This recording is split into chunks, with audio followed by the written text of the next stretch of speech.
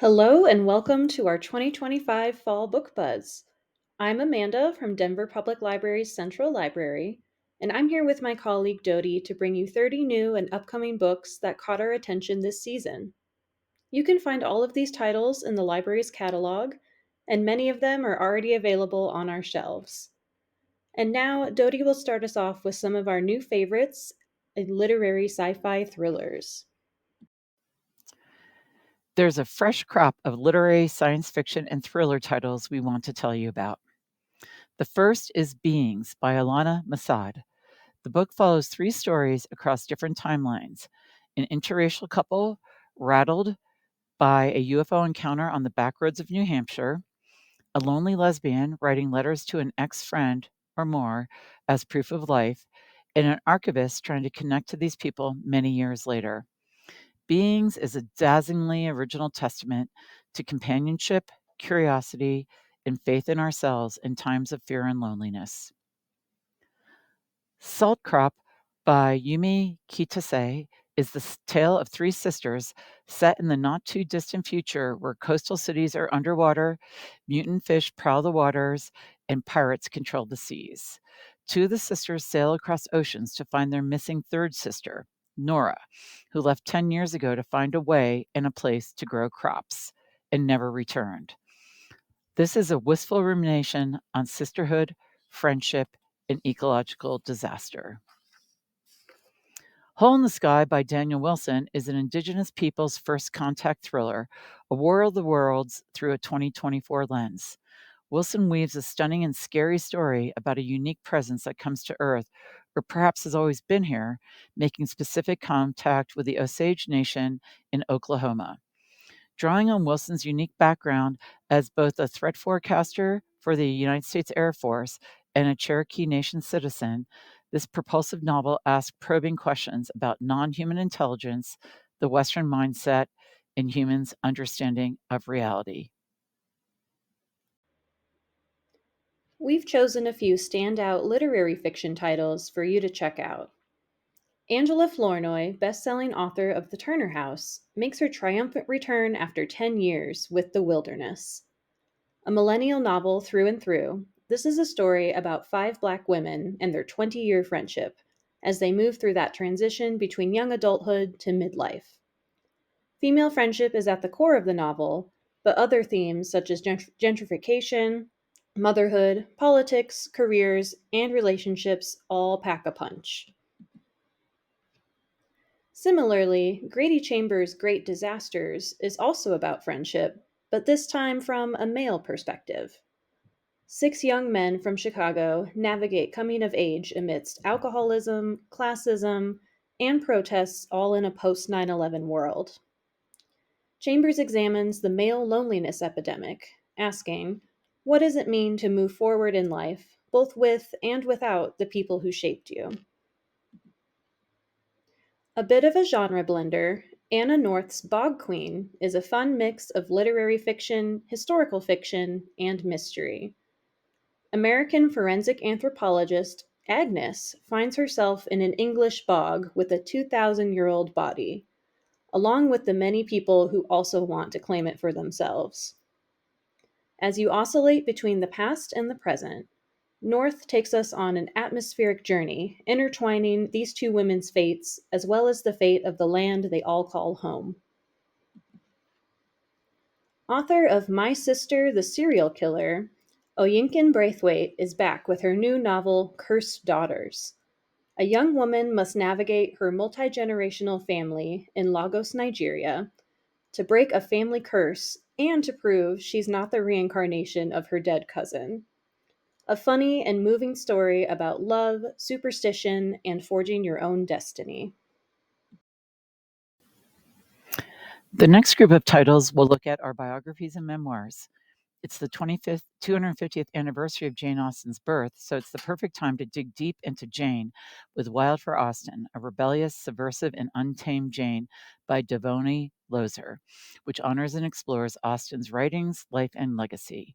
All six of Austen's completed novels are examined here, and Lozer uncovers striking new gems therein, as well as in Austen's juvenilia, unfinished fiction, and even essays and poetry.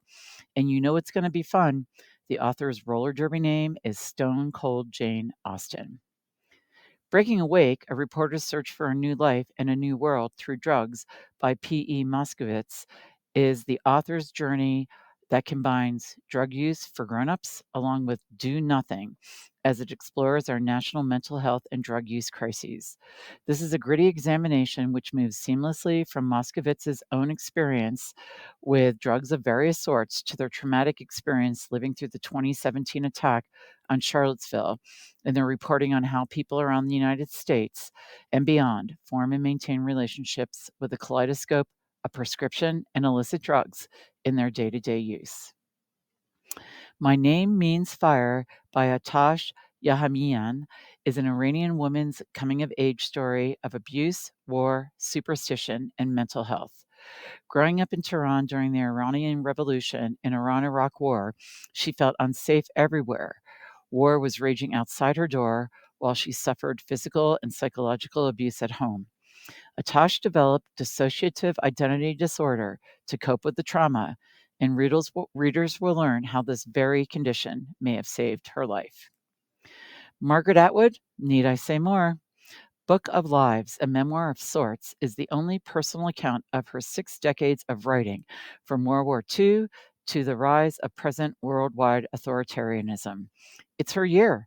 It's the final season of The Handmaid's Tale and the 40th anniversary of the book, and fans will learn about her childhood in Canada's boreal forest, as well as her 50-year love story with the charismatic Graham Gibson.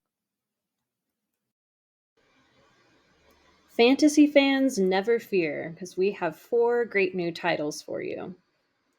Fans of satirical horror, such as works by Grady Hendrix, will love The Captive by Kit Burgoyne.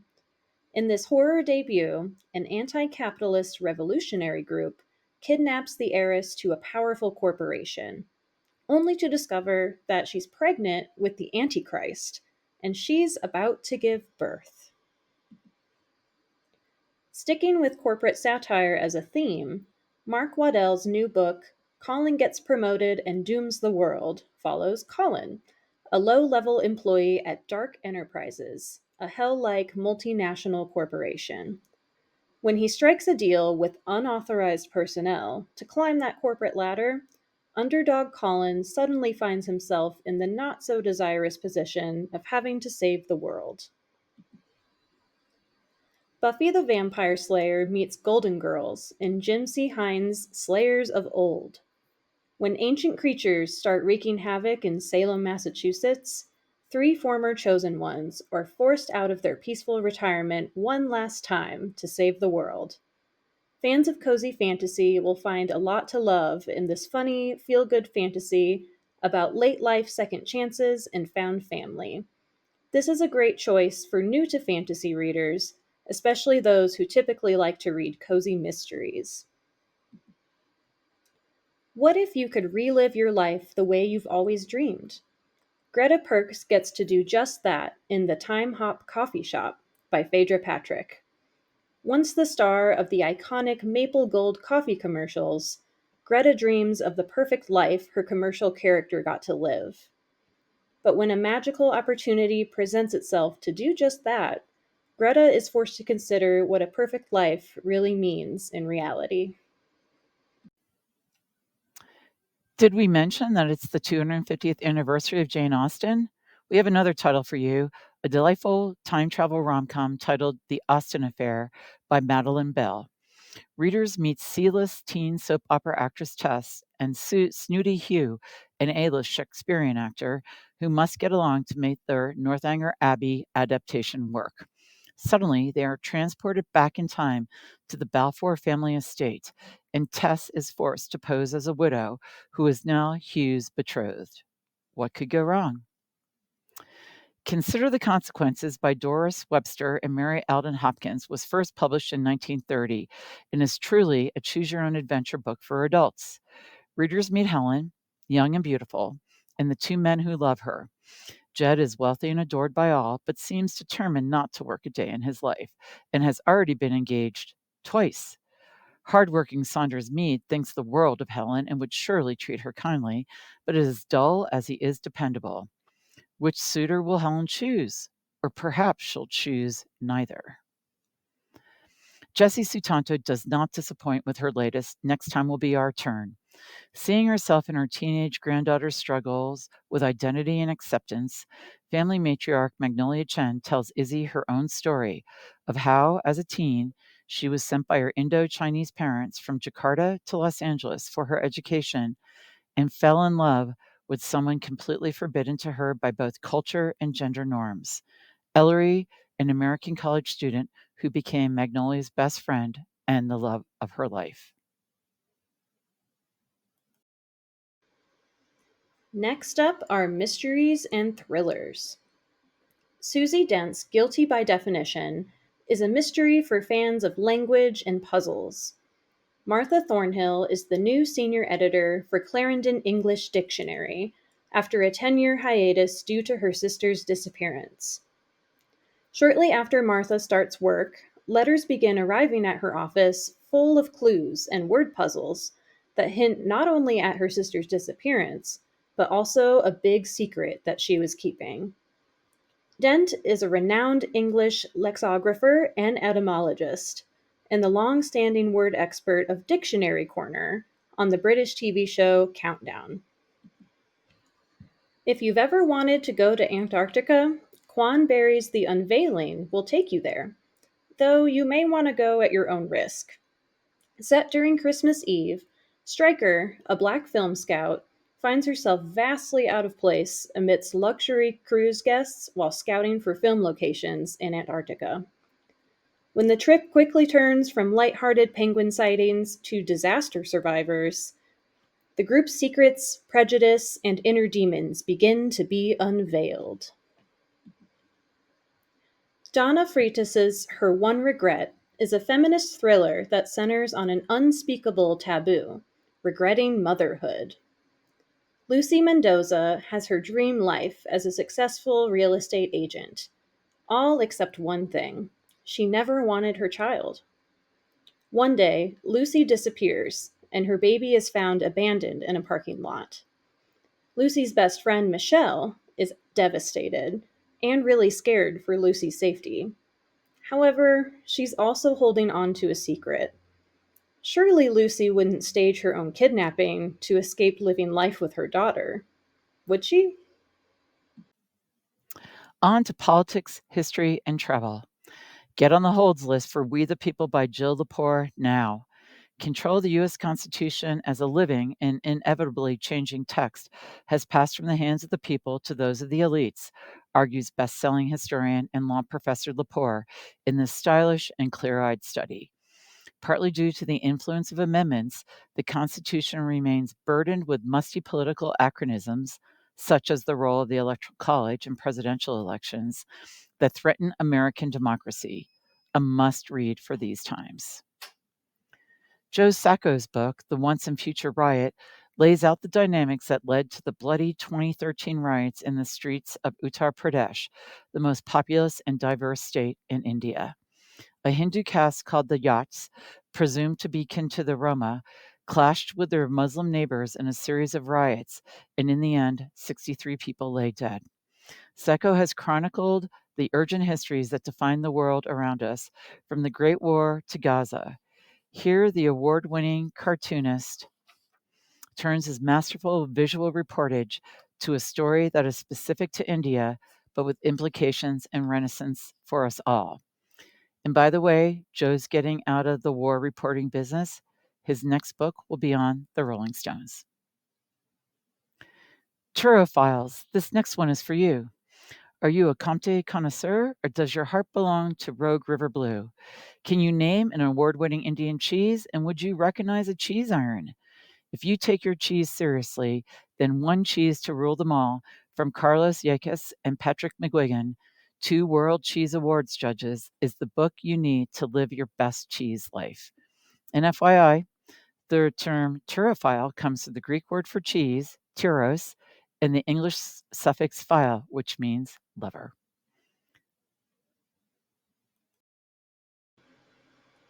These next four titles are all nonfiction about arts, culture, and entertainment. Are you a horror buff, or do you enjoy spending your free time listening to true crime podcasts? If so, Morbidly Curious by Colton Scrivener might just be the book for you. Scrivener, a behavioral scientist, examines why people are drawn to all things creepy, scary, and morbid. Whether it's a survival instinct or something more sinister, this is the perfect book for those who are morbidly curious. Black Owned: The Revolutionary Life of the Black Bookstore by Shar Adams is a detailed history of Black political movements and their link to Black-owned bookstores. From abolition to the Civil Rights Movement to Black Lives Matter and the death of George Floyd, Black-owned bookstores have always been at the center of resistance and liberation. Adams takes us through history, recounting both the boom in Black bookstores as well as their battles against racists, local law enforcement, and federal agents. This is an enlightening history about community, resistance, and joy. This next title is for all the Disney fans out there. Making Mary Poppins by Todd James Pierce tells the true story behind the creation of Disney's beloved film, Mary Poppins, and the two songwriters who made it all possible. Robert and Richard Sherman went from struggling to get Disney's attention to helping shape live-action film and writing some of the most iconic songs of their time.